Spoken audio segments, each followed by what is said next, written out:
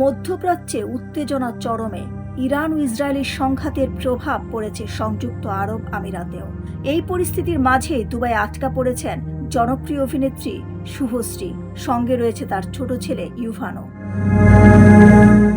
জানা গেছে গত 28 ফেব্রুয়ারি শুভশ্রী ও ইউভান যান দুবাইয়ে। ফ্লাইট থেকে নামার কিছুক্ষণের মধ্যেই বন্ধ হয়ে যায় বিমান চলাচল। এরপর থেকেই পরিস্থিতি জটিল হতে শুরু করে।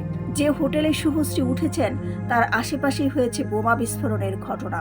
স্থানীয় সরকার নাগরিকদের ঘরের বাইরে না বের হওয়ার পরামর্শ দিয়েছেন। কলকাতায় বসে উদ্বেগে দিন কাটাচ্ছেন শুভশ্রীর স্বামী পরিচালক রাজ চক্রবর্তী। তিনি জানান, ওরা আপাতত নিরাপদেই আছে, তবু এই পরিস্থিতিতে চিন্তা তো থাকছেই।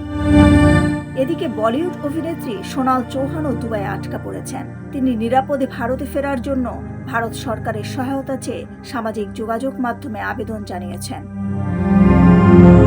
ইরান ইসরায়েল যুদ্ধ ঘিরে আন্তর্জাতিক পরিস্থিতি ক্রমে উত্তপ্ত হচ্ছে। মধ্যপ্রাচ্যের একাধিক স্থানে ইরানের হামলার কারণে বন্ধ রয়েছে বেশ কয়েকটি বিমানবন্দর।